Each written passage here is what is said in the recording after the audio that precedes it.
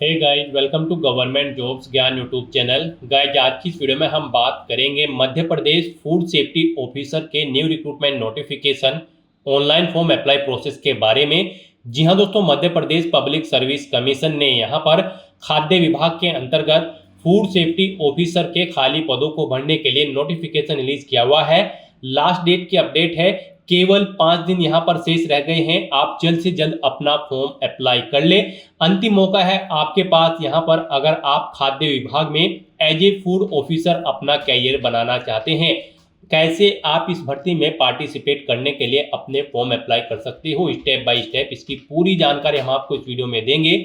बस आपको इस वीडियो को स्किप के बिना शुरू से लेकर एंड तक देखना है।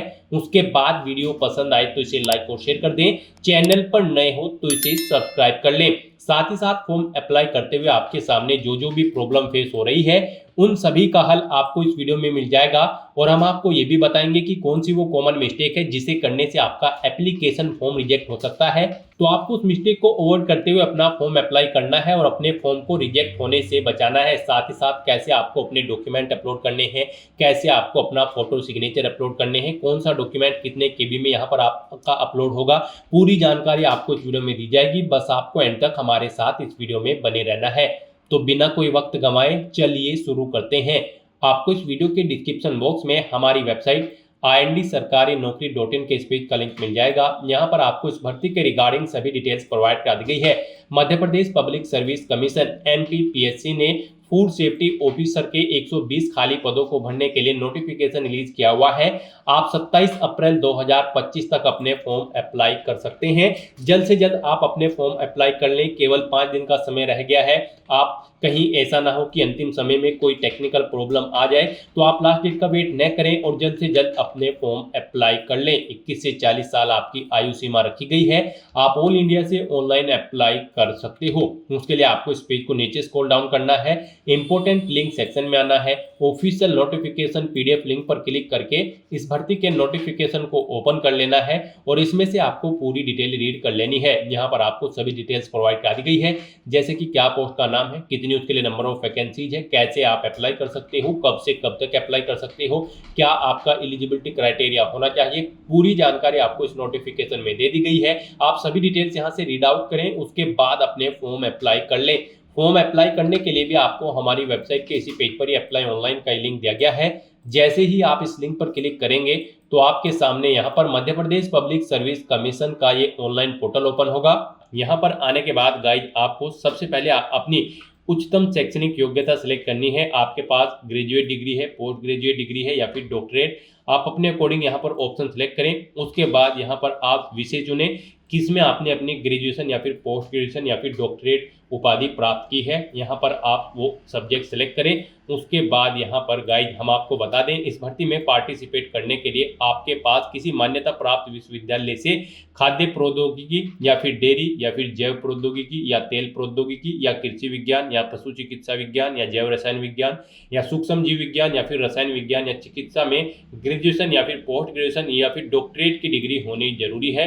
तो यहाँ पर आपको अपनी क्वालिफिकेशन सेलेक्ट कर लेनी है। उसके बाद यहाँ पर आपको अपनी हाई स्कूल की जो अंक सूची है यानी कि रिजल्ट है, उसमें जो आपका नाम अंकित है वो नाम यहाँ पर आपको एंटर करना है। वही नाम आपको यहाँ पर फिर आपका जो मिडिल नेम है वो आपको एंटर करना है, फिर अपना लास्ट नेम यहाँ पर आपको एंटर करना है, अपना जेंडर आपको सेलेक्ट करना है, फिर आपको अपनी जन्म तिथि यहाँ पर एंटर करनी है DDMMYY फॉर्मेट में। उसके बाद यहाँ पर आपको अपने फादर का नाम एंटर करना है, फिर आपको अपनी मदर का नाम एंटर करना है। उसके बाद यहाँ पर आपसे पूछा गया है कि क्या आप मध्य प्रदेश के मूल निवासी हैं।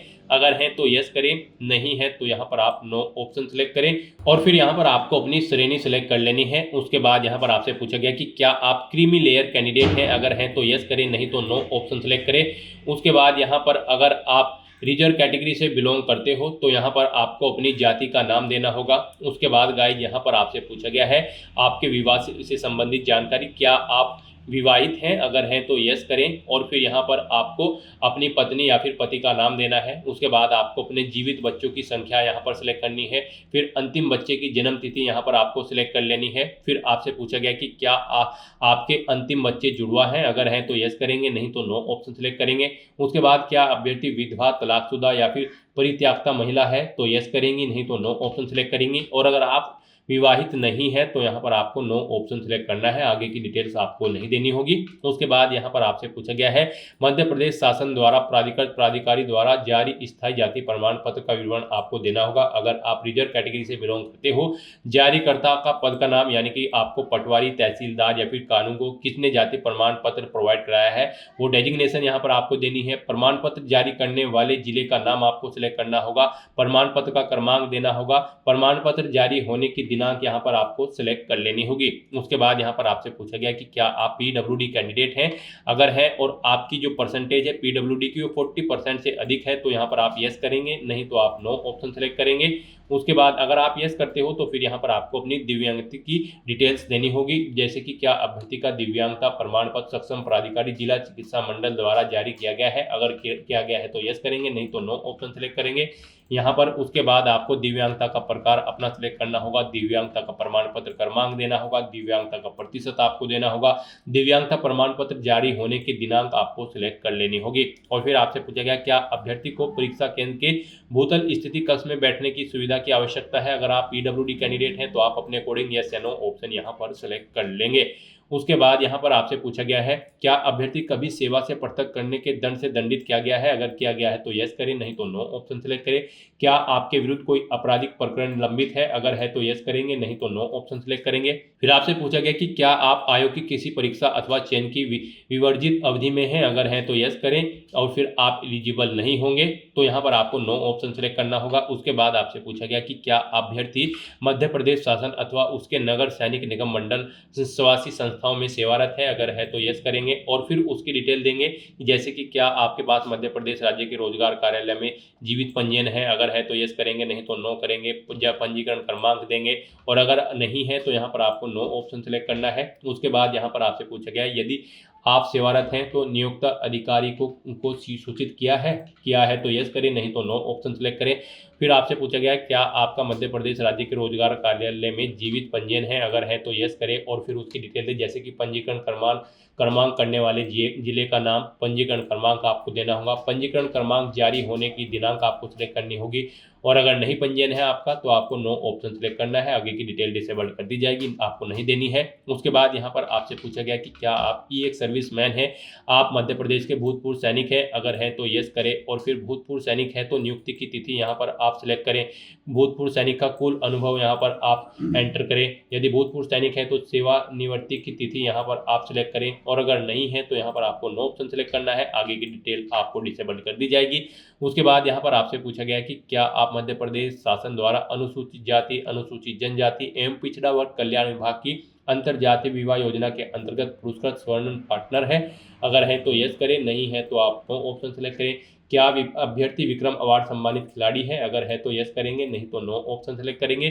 फिर यहाँ पर आपको अपनी एजुकेशनल क्वालिफिकेशन की डिटेल प्रोवाइड करानी है। यहाँ पर सबसे पहले आपको अपनी हाई स्कूल की डिटेल देनी है, उत्तीर्ण परीक्षा का नाम यहाँ पर आपको एंटर करना है, प्रणाली बतानी है, आपके मार्क्स ग्रेड में है, सीजीपीए में है, आप अपने अकॉर्डिंग यहाँ पर ऑप्शन सेलेक्ट करें। उसके बाद विषय यहाँ पर आप बताएं किस में आपने अपनी 10वीं क्लास पास आउट की है, आर्ट, कॉमर्स, साइंस। उसके बाद कितने टोटल मार्क्स थे वो यहाँ पर आप एंटर करें, कितने मार्क्स आपने ऑब्टेन किए हैं वो एंटर करें, इनके अकॉर्डिंग यहाँ पर आपकी परसेंटेज कैलकुलेट होकर आ जाएगी। फिर आपको अपनी डिवीजन सेलेक्ट करनी है, फर्स्ट है, सेकंड है या फिर थर्ड है। उसके बाद विश्वविद्यालय, बोर्ड या फिर संस्थान का नाम देना है जिस बोर्ड से आपने अपनी 10वीं क्लास पास आउट की है, उत्तीर्ण वर्ष यहाँ पर आपको एंटर करना है, कब आपने उत्तीर्ण की है 10वीं क्लास, प्रमाण पत्र में अंकित रोल नंबर यहाँ पर आपको देना है, यानी कि आपको अपनी 10वीं का रोल नंबर एंटर करना है। ऐसे ही यहाँ पर आपको अपनी 12वीं क्लास की डिटेल सेम प्रोवाइड करा देनी है। उसके बाद यहाँ पर आपको अपनी ग्रेजुएशन की डिटेल देनी है, सेम ऐसे ही सबसे पहले यहाँ पर आप परीक्षा उत्तीर्ण का नाम दें, मार्किंग सिस्टम बताएं, ग्रेड में है या फिर डिवीजन में है, फिर आप विषय सेलेक्ट करें। उसके बाद यहाँ पर आपको पूर्णांक देने हैं, फिर कितने मार्क्स आपने ऑब्टेन किए हैं वो एंटर करने हैं, इनके अकॉर्डिंग आपकी परसेंटेज कैलकुलेट होकर आ जाएगी। अपनी डिवीजन सेलेक्ट करनी है, फिर आपको यूनिवर्सिटी का नाम देना है, उत्तीर्ण होने का वर्ष देना है, कब आपने अपनी ग्रेजुएशन कंप्लीट की है, फिर यहाँ पर आपको अपनी ग्रेजुएशन का रोल नंबर एंटर कर देना है। उसके बाद यहाँ पर आपको एग्जाम सिटी सेलेक्ट कर लेनी है। सबसे पहले यहाँ पर आपको एक एग्जाम सिटी सेलेक्ट करनी है। यहाँ पर आपको 4 ऑप्शन दिए गए हैं, यानी कि 4 एग्जाम सिटी यहाँ पर आप अपनी चॉइस के अकॉर्डिंग सेलेक्ट कर सकते हैं। आप अपनी चॉइस के अकॉर्डिंग यहाँ पर जिस एग्जाम सिटी को फर्स्ट नंबर पर रखना चाहते हैं उसे फर्स्ट नंबर पर सिलेक्ट करें। अपने अकॉर्डिंग यहाँ पर आप प्रेफरेंस सेट कर दें। उसके बाद अगर आप एक सर्विसमैन है तो यहाँ पर आपको अपनी सेवा का विवरण देना होगा, और नहीं है तो अगर आपने ऊपर नो ऑप्शन सेलेक्ट किया है फिर आपको एक कॉलम डिसेबल कर दी जाएंगे। उसके बाद यहाँ पर आपसे पूछा गया है क्या आप यात्रा भत्ता का लाभ लेना चाहते हैं।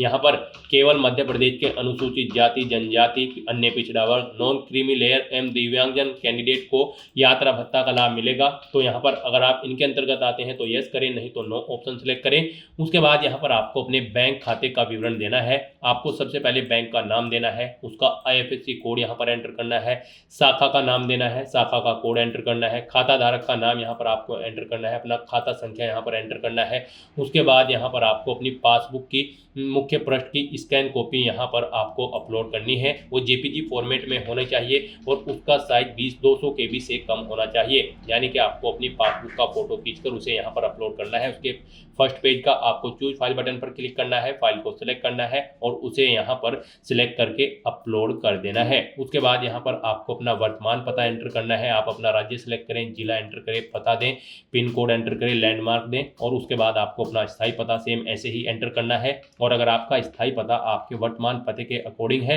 तो यहाँ पर आप इस चेकबॉक्स को ओके कर दें। ऑटोमेटिकली आपका स्थायी पता आपके वर्तमान पते के अकॉर्डिंग फिल हो जाएगा। उसके बाद यहाँ पर आपको अपना फोटो और सिग्नेचर अपलोड करने हैं। यहाँ पर आपका फोटो 20 KB से 100 KB के बीच में होना चाहिए और सिग्नेचर भी आपके 20 KB से 100 KB के बीच में होने चाहिए और ये यहाँ पर JPG फॉर्मेट में होने चाहिए। आपको चूज फाइल बटन पर क्लिक करना है, फाइल को सिलेक्ट करना है और 1 बाय 1 करके अपना फोटो सिग्नेचर यहाँ पर अपलोड कर देना है। फिर आपसे पूछेगा क्या अभ्यर्थी ने अपना फोटो उचित स्थान पर संलग्न किया है और सिग्नेचर भी, तो आपको इन चेकबॉक्सेस को भी ओके कर देना है। उसके बाद यहाँ पर आपसे आपका मोबाइल नंबर आपको एंटर करना है, फिर अपना ईमेल एड्रेस यहाँ पर आपको एंटर करना है। उसके बाद यहाँ पर आपको घोषणा पत्र में आकर इस चेकबॉक्स को ओके करना है। यहाँ पर आकर आपको फिर इस पेज को नीचे स्क्रॉल डाउन करते हुए ये कैप्चा कोड यहाँ पर एंटर करना है और उसके बाद गाइस यहाँ पर आपको नेक्स्ट के इस ऑप्शन पर क्लिक कर देना है। नेक्स्ट आपको आपके एप्लीकेशन फॉर्म का पूरा प्रीव्यू यहाँ पर शो कर दिया गया है, जो डिटेल्स आपने फिल की है। यहाँ पर आपको सभी डिटेल्स केयरफुली चेकआउट करनी है, पेज को नीचे स्क्रॉल डाउन करना है और उसके बाद गाइस यहाँ पर आपको अब प्रोसीड टू पेमेंट के इस ऑप्शन पर क्लिक कर देना है। नेक्स्ट आपको फीस पेमेंट के इंटरफेस पर रिडायरेक्ट कर दिया गया है। यहाँ पर आप net banking, debit card, credit card या फिर UPI के माध्यम से अपना फीस पेमेंट कर सकते हो। यहाँ पर UPI ऑप्शन आपके लिए बेस्ट रहेगा, आप UPI ऑप्शन सेलेक्ट करें। उसके बाद पेटीएम या फिर पे government India NDML for government of India option select करें। यहाँ पर आप पेटीएम का ऑप्शन सेलेक्ट कर लें। उसके बाद आपके सामने यहाँ पर कुछ इस तरह से इंटरफेस ओपन होगा।